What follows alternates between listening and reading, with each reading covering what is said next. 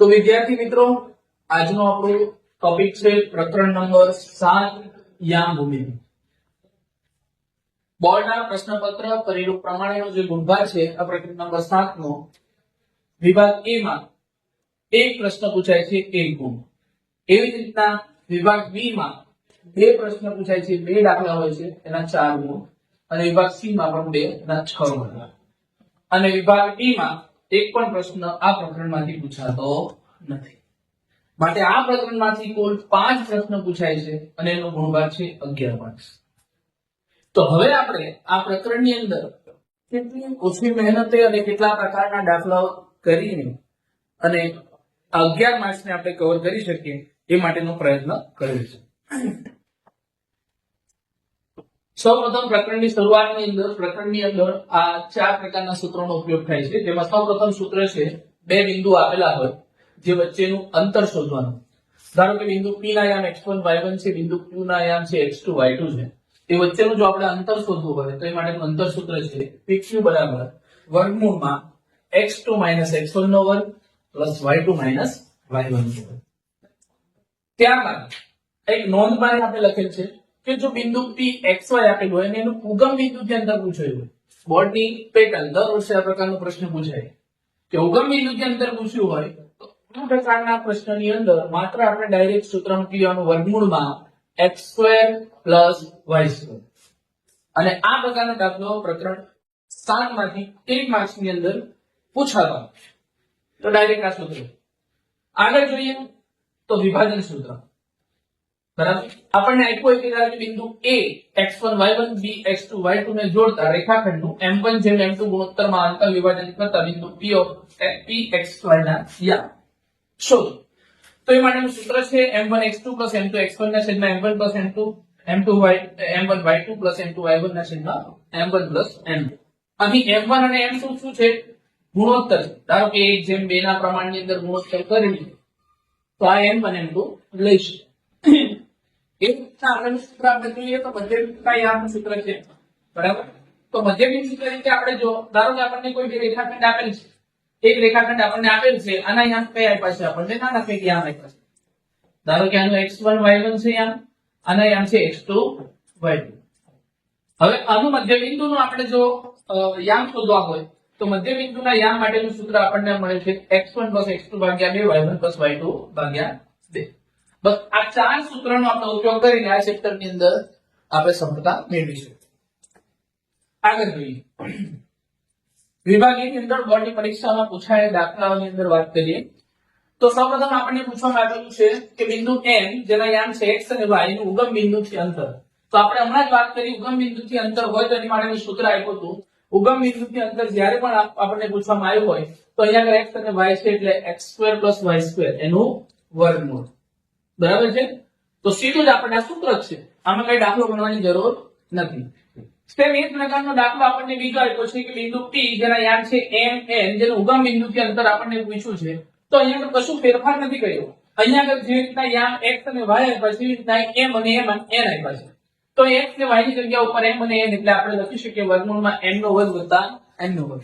આ પ્રકારે આપણને કોઈ પણ આલ્ફાબેટ આપ્યા હોય, બરાબર, ધારો કે આપણને આપ્યું હોય કે બિંદુ x છે જેના યામ છે a b નું ઉગમ બિંદુથી અંતર શોધો, તો કોઈ ટેન્શન લેવાની જરૂર નથી. વર્ગમૂળમાં a નો વર્ગ વત્તા b નો વર્ગ, કોઈ પણ આપણને આલ્ફાબેટ આપે, આપણે આ રીતના એને સોલ્વ કરી શકીએ. નેક્સ્ટ આગળ જોઈએ તો આપણને 1 માર્ક્સ ની અંદર બીજા રીતના દાખલો પૂછાઈ શકે છે કે બે બિંદુઓ આપેલા છે a અને b જેના યામ છે a બિંદુના યામ છે 0 6 b બિંદુના યામ છે 0 -2. આ વચ્ચેનું અંતર શોધો. તો આપણે હમણાં જ વાત કરી અંતર સૂત્રની. અંતર સૂત્ર ab, અહીં a અને b બિંદુ આપ્યા છે એટલે બરાબર વર્ગમૂળમાં આને આપણે x1 y1 લઈ લઈએ અને આપણે x2 y2 લઈ લઈએ. સૂત્ર છે આપણું વર્ગમૂળમાં x2 x1 નો વર્ગ વત્તા y2 y1 નો વર્ગ. સૂત્રની અંદર આપણે કિંમત મૂકીએ, x2 છે આપણી જોડે 0, x1 પણ 0 એટલે 0 0 નો વર્ગ વત્તા y2 આપણી જોડે છે -2 માઇનસ y1 છે આપણી જોડે 6 એનો વર્ગ. આ પદ તો 0 થઈ ગયું એટલે આપણે કન્સિડર કરવાની જરૂર નથી. -2 -6 એટલે કે -8 એનો વર્ગ. -8 નો વર્ગ થશે 64 જ્યારે આપણે 64 નું વર્ગમૂળ કાઢીશું તો આપણને AB નું માપ પડશે AB બરાબર 8. તો અહીંયા આગળ આપણને અંતર કેટલું મળે છે તો જોઈ લો 8 મળે છે. તો બે બિંદુ વચ્ચેનું અંતર 8. આ અંતર સૂત્રનો ઉપયોગ કરીને આપણે આ રીતના પ્રકરણ સોલ્વ કરીશું. નેક્સ્ટ આગળ જોઈશું. સેમ એ રીતના એક માર્ક્સની અંદર ફરી દાખલો પૂછાય છે કે બિંદુ આપેલા છે એમના મધ્ય બિંદુ. તો મધ્ય બિંદુનું સૂત્ર છે આપણી જોડે, બરાબર. ધારો કે આપણે આને x1 અને x1 y1 કન્સિડર કરીએ અને x2 y2 કન્સિડર કરીએ, બરાબર. તો મધ્ય બિંદુ શોધવા માટે આપણી જોડે સૂત્ર છે x1 x2 ભાગ્યા 2 અને y1 y2 ભાગ્યા 2. આ સૂત્રનો આપણે ઉપયોગ કરીશું એટલે આપણે મધ્ય બિંદુ મળી જશે. ચાલો આપણી જોડે x1 કેટલા છે 1, x2 કેટલા છે 3 ભાગ્યા 2. એવી જ રીતના y1 કેટલા 1, y2 3 ભાગ્યા 2. 3 ને 1 4 ના છેદમાં 2. એવી રીતના અહીંયા લખશે 3 ને 1 4 ના છેદમાં 2. બરાબર છે. 3 ના છેદમાં 2 4 ના છેદમાં 2 એટલે 2 2 4 2 2 4. તો મધ્ય બિંદુના આયામ આપણને કેટલા મળે છે 2 2. ચેક કરીએ મધ્ય બિંદુના આયામ આવ્યા, બરાબર. એટલે આ પ્રકારનો દાખલો આપણને પરીક્ષાની અંદર પૂછાય છે. નેક્સ્ટ આગળ જોઈશું. હા, આ એક બીજી બોર્ડનો મોસ્ટ આઈએમપી દાખલો કે બોર્ડને સૌથી વધારે પ્રિય છે કે તમને કોઈ પણ બિંદુ આપ્યું છે, બરાબર, અને કોઈ પણ બિંદુ આપ્યા પછી તમને બિંદુનું y અક્ષથી લંબ અંતર પૂછ્યું છે. હંમેશા યાદ રાખવાનું કોઈ પણ દિવસ અંતર આપણે માઈનસમાં હોય નહીં. કોઈ બી દિવસ અંતર માઈનસમાં હોય જ નહીં, અંતર ધન જ હોય. તો અહીંયા આગળ તમને y અક્ષથી લંબ અંતર પૂછ્યું છે એટલે આપણે y અક્ષથી લંબ અંતર પૂછ્યું એટલે આપણે ચેક કરવાનું એનો x યામ, બરાબર. ધારો કે આનો x યામ કેટલો છે તો એનો x યામ છે -3. પણ માઈનસમાં અંતર ના હોય એટલે આપણો જવાબ આવશે માનાંકમાં મૂકી દે, માનાંકમાંથી કાઢી એટલે 3. એટલે અહીંયા આગળ આપણો જવાબ આવશે 3. આ જ પ્રશ્ન જો તમને પરીક્ષક પૂછે કે ભાઈ -3 8 આ બિંદુ છે એનું x અક્ષથી લંબ અંતર પૂછ્યું હોય, x અક્ષથી, તો આપણને જો x અક્ષથી પૂછ્યું હોય તો આપણે શું જોવાનું, આપણે જોવાનું એનો y યામ. આ દાખલો જો x અક્ષથી પૂછ્યો હોય તો એનો y યામ કેટલો છે 8. તો આનો જવાબ આવશે આપણે 8. બરાબર છે. એટલે આમાં કોઈ જાતની ગણતરી કરવાની થતી નથી, ડાયરેક્ટ આપણે જોઈને એને સોલ્વ કરી શકીએ. આગળ જોઈએ તો આ નવો કોન્સેપ્ટ છે સમાંતર બાજુ ચતુષ્કોણ છે. PQRS ના શિરોબિંદુઓ આપેલા છે તો y ની કિંમત શોધો. આપણે એક સમાંતર બાહુ ચતુષ્કોણ ફોર એક્ઝામ્પલ જોઈએ. આ પેલું છે આપણને સમાંતર બાહુ ચતુષ્કોણ. નામ આપી દીધા છે P, Q, R અને S. P બિંદુના આયામ છે આપણા 2 અને 4. Q બિંદુના આયામ છે 0 3. R બિંદુના આયામ છે 3 6 અને S બિંદુના આયામ છે આપણી જોડે 5 અને 1. હવે એક કોન્સેપ્ટ આપણા મગજની અંદર ક્લિયર હોવો જોઈએ કે સમાંતર બાજુ ચતુષ્કોણ હોય તો સમાંતર બાજુ ચતુષ્કોણના વિકર્ણો પરસ્પર દુભાગે. તો આનો વિકર્ણ છે PR, આનો વિકર્ણ છે QS. એના જે વિકર્ણ છે પરસ્પર દુભાગે એટલે બંનેનું મધ્ય બિંદુ સમાન હોય. આ મધ્ય બિંદુ સમાન હોય. તો આપણે અહીંયા મધ્ય બિંદુના કોન્સેપ્ટથી આ પ્રશ્નને ઉકેલી શકીએ કે ભાઈ આને બેનું મધ્ય બિંદુ લઈ લઈએ, બરાબર, અને પછી બંનેના y યામ સરખાવીએ. આપણે y યામ શોધવાના તો સીધા y યામથી સરખાવીએ, બરાબર. આપણે ડાયરેક્ટ દાખલો ગણવાનો પ્રયત્ન કરીએ. આના y યામ છે એટલે y + 3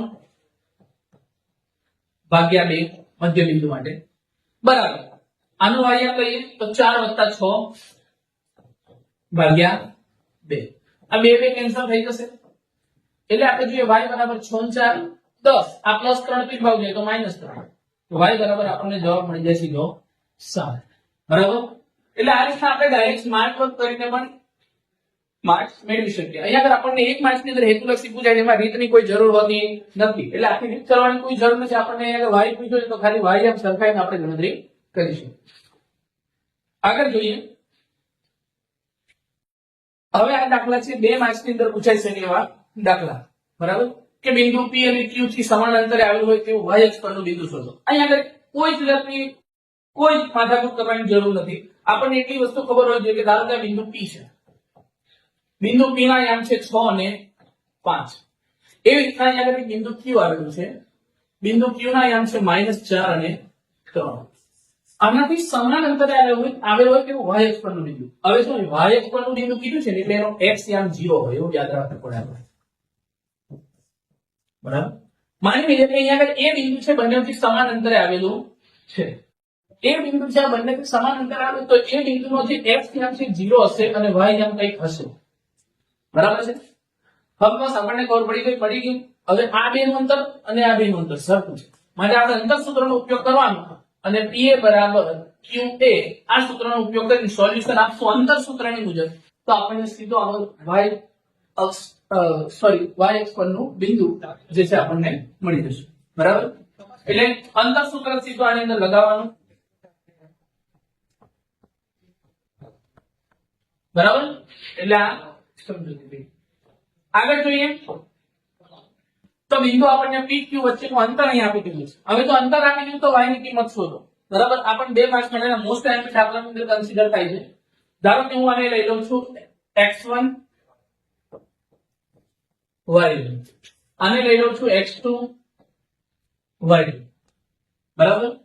તો અંતર સૂત્રનો ઉપયોગ કરીએ કે PQ બરાબર વર્ગમૂળમાં x2 - x હું ડાયરેક્ટ લખું છું. બરાબર છે? તમારે પરીક્ષાની અંદર જ્યારે પૂછાય તો સૂત્ર લખવું 10 - 2 એનો વર્ગ વત્તા y -3 ભાગ્યા 2. આપણને PQ નું અંતર આપ્યું 10 એકમ એટલે 10 લખી દઉં અને આ વર્ગમૂળને આ બાજુ લઈ લેશે એટલે 10 નો વર્ગ થઈ જશે. 10 માંથી 2 જાય એટલે 8 8 નો વર્ગ થશે 64 પ્લસ આનું વર્ગની રીતે આપણે વિસ્તરણ કરશું એટલે y નો વર્ગ વત્તા 3 દુ 6y વત્તા 9. અહીંયા આગળ આપણને દ્વિઘાત બહુપદી મળશે. બધું આપણે પેલી બાજુ લઈ લઈએ. બરાબર? આનો વર્ગ થાય 100 64 ને 9 થશે 73 વત્તા y નો વર્ગ વત્તા 6y. બરાબર? બધું પેલી બાજુ લઈ લઈએ એટલે આપણી દ્વિઘાત બહુપદી થઈ જશે y² + 6y. 73 છે 100 પેલી બાજુ જશે માઈનસ છે 73 માંથી 100 જશે એટલે -27 આપણી જોડે રહેશે. હવે આપણે એને 27 ના એવા બે અવયવ પાડવાના કે જેથી એનો ગુણાકાર 27 થાય અને સરવાળો કે બાદબાકી કરીએ તો 6 થાય. તો મારી જોડે છે 9 તારી 27 બે અવયવ પડે છે. 9 અને 9 ગુણ્યા 3 9 માંથી 3 જાય તો 6 વધે આપણે. બરાબર છે? માટે લખી દઉં છું y² + 9y - 3y - 27 બરાબર બે માંથી કોમન કાઢી આપણે દ્વિઘાત બહુપદી આવી ગઈ છે એટલે આ બે માંથી કોમન નીકળશે y કોમન નીકળે એટલે કૌંસમાં રહેશે y + 9. આ બે માંથી કોમન નીકળશે -3 તો -3 કોમન કાઢીએ એટલે અંદર રહેશે y + 9 બરાબર 0. આપણે ચેક કરવાનું કે આમાં બે કૌંસ સમાન બનવા જોઈએ તો સમાન ના બને તો આપણે એક મિસ્ટેક છે. બરાબર? બે કૌંસ સમાન થઈ ગયા તો એક વખત લખવાના y + 9 અને એક વખત લખવાનું y - 3 બરાબર બંનેને આપણે 0 સાથે સરખાઈ દઈએ y + 9 બરાબર 0 અને y - 3 બરાબર 0. y બરાબર +9 પેલી બાજુ જાય તો કેટલા થઈ જશે -9 એટલે y નું એક મૂલ્ય મળ્યું -9 અને -3 પેલી બાજુ જશે તો +3 એટલે y નું બીજું મૂલ્ય આપણને મળે છે 3. આગળ આપણને અહીંયા આગળ y ની કિંમત શોધવાની અંદર y ના આપણને બે મૂલ્યો મળે છે. બરાબર? નેક્સ્ટ જોઈએ સેમ સમાંતર બાહુ ચતુષ્કોણના ક્રમિક શિરોબિંદુ હોય તો x અને y શોધો. જે સમાંતર બાહુ ચતુષ્કોણનો કોન્સેપ્ટ છે એ જ કોન્સેપ્ટ ઉપર ફરી એક વખત ધારો કે આપણને આ સમાંતર બાહુ ચતુષ્કોણ આપ્યો છે હું નામ નથી આપ્યું લખી દઉં a b c અને d. a બિંદુના યામ છે 1 2 b બિંદુના યામ છે 4 અને y c બિંદુના યામ છે x 6 d બિંદુના યામ છે 3 અને 5. હવે આપણને x અને y શોધવા કીધું છે એટલે આપણને ખબર હોવી જોઈએ કે સમાંતર બાજુ ચતુષ્કોણના જે વિકર્ણો છે એ વિકર્ણો પરસ્પર દુભાગે એટલે એનું મધ્યબિંદુ સમાન થાય. તો અહીંયા આગળ તમે વિકર્ણ AC નું મધ્યબિંદુ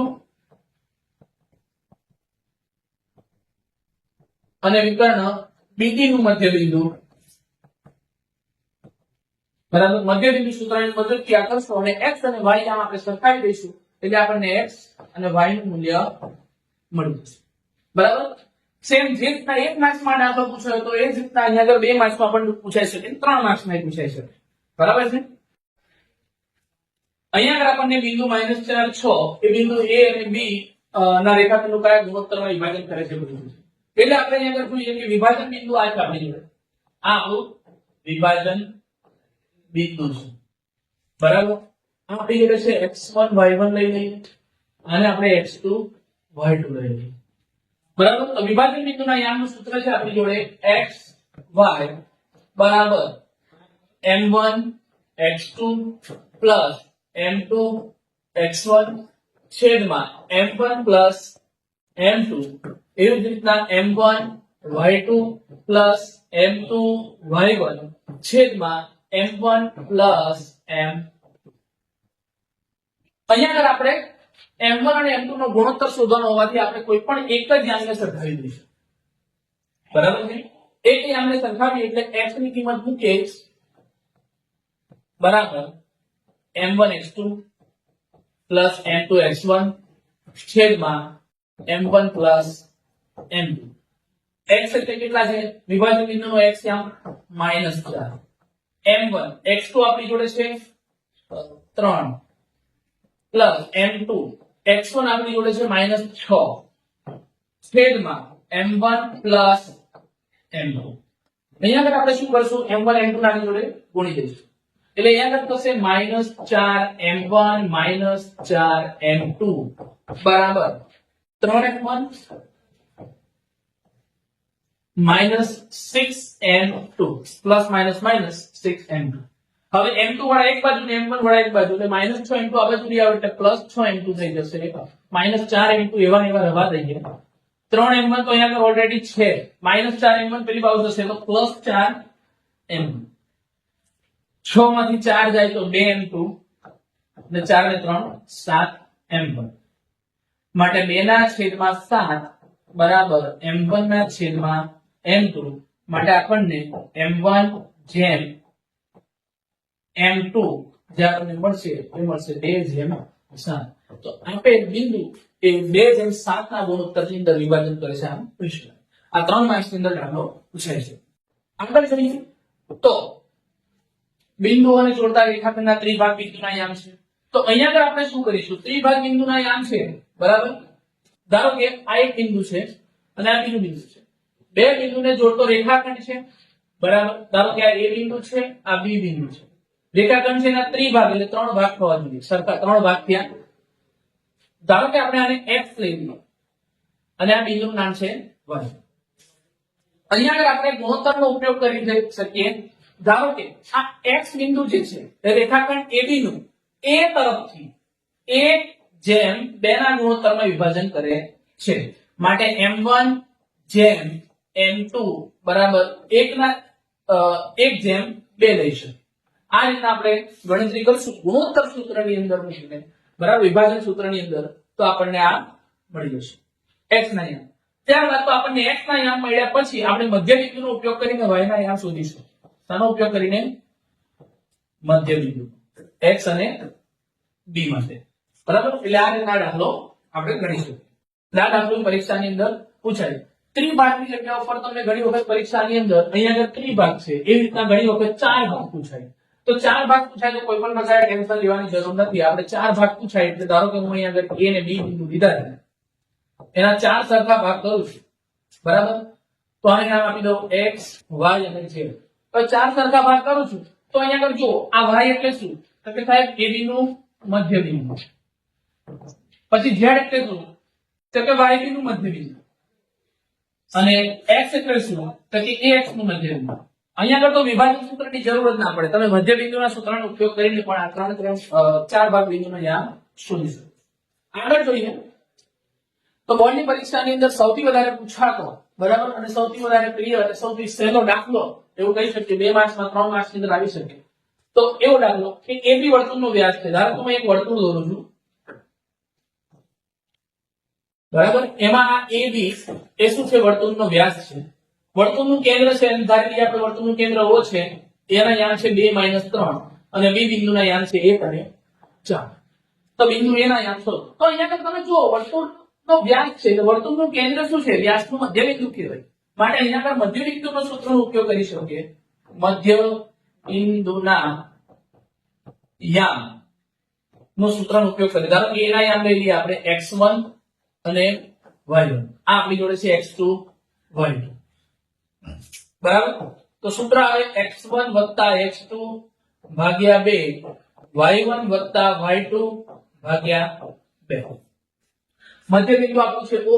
એના યામ છે કેટલા છે? 2 અને -3. એવી રીતના x1 તો x1 જ છે, ખબર નથી. x2 આપણી જોડે 1 છે ભાગ્યા 2. y1 આપણી જોડે y1 છે એ નથી ખબર, પ્લસ y2 આપણી જોડે 4 છે ભાગ્યા 2.